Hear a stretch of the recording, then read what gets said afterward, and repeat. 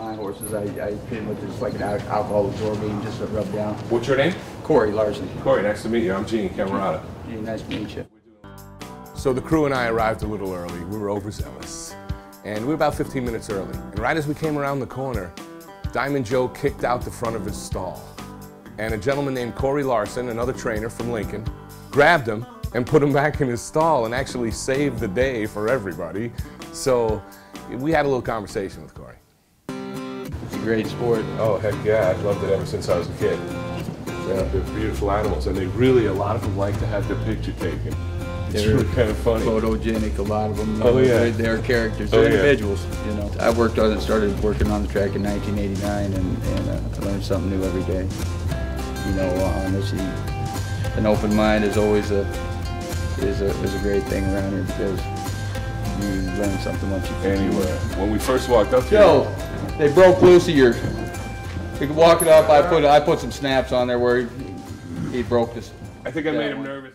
So as we're talking to Corey, Chuck comes walking around the corner and he's like, "Hey, what the F-bomb is going on here?"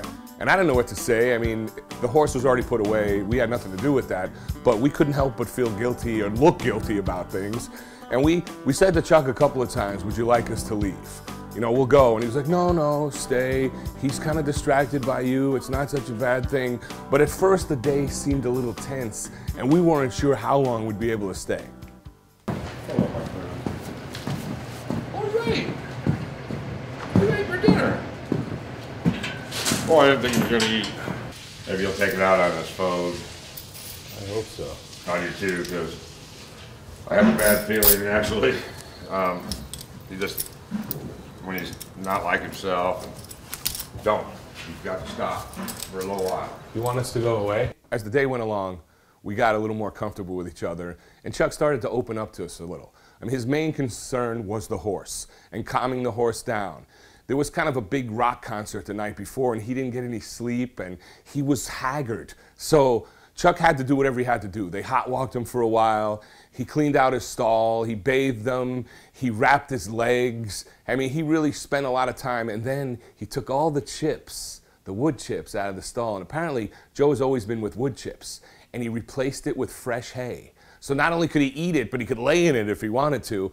And there's one point where he was wrapping his legs with some tape, and Joe kind of nodded off for a second. So eventually he got him calmed down, and eventually we all know what happened.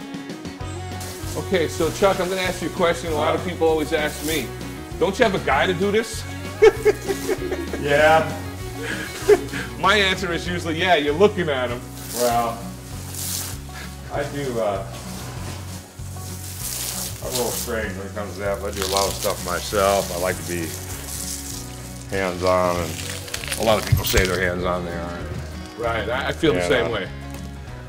You know, I've only got 2 horses. I just started back in the business by myself, and the 2 horses I've had been tremendous, but I can't complain.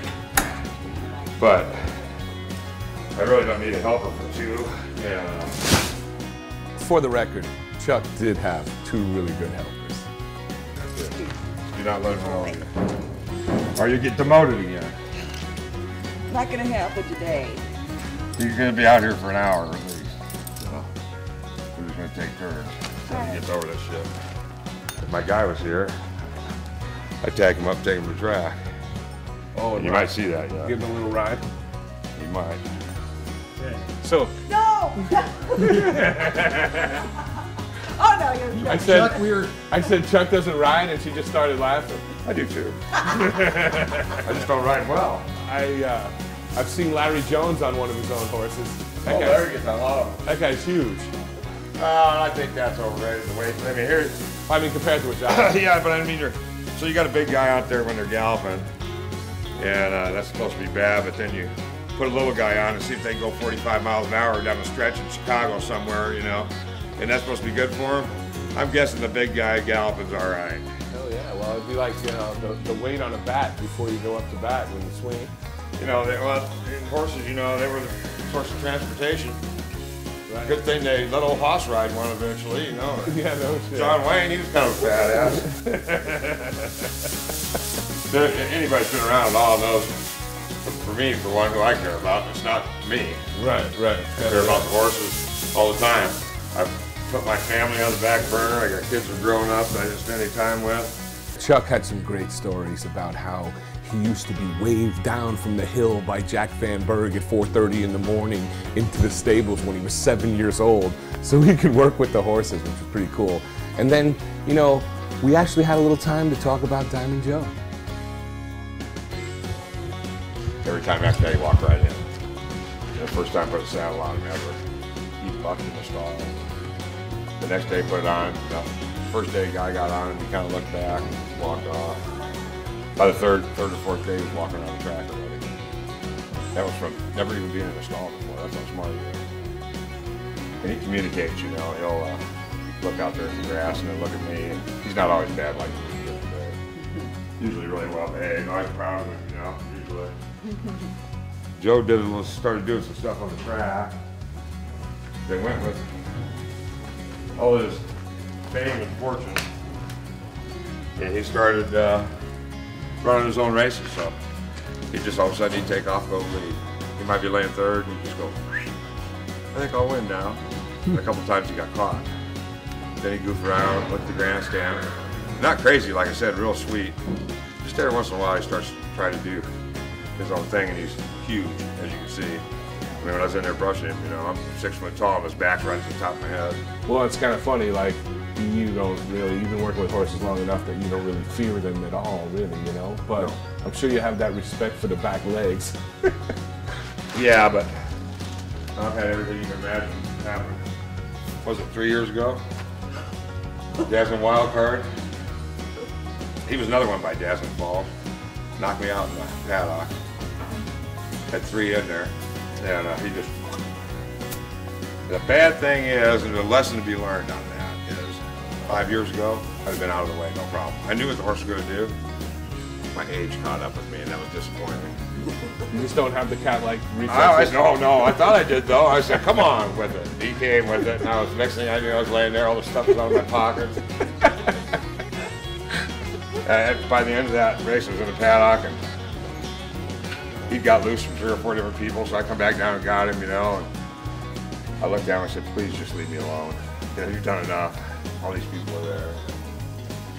Then I went and got in the ambulance, and she was throwing a fit. Then when I passed out at dinner, sick all night, you know. It was a long day that day.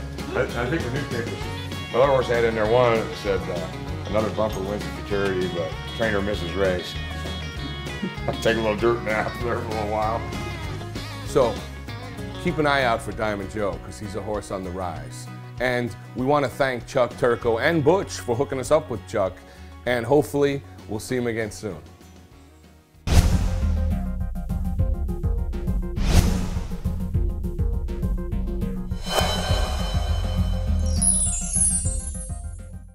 It's not just wrong, you know, but I mean, it's because they have a personality, the value on their life is higher than the value on a cow, but the bottom line is, none of us are really more valuable than anybody else. That's right. Don't get in a plane crash with me in the Andes. I'll tell you that right now. Yeah. I want you with me, though, because you're a pretty good cook, you know. If I'm gonna eat thigh, I want to cook right.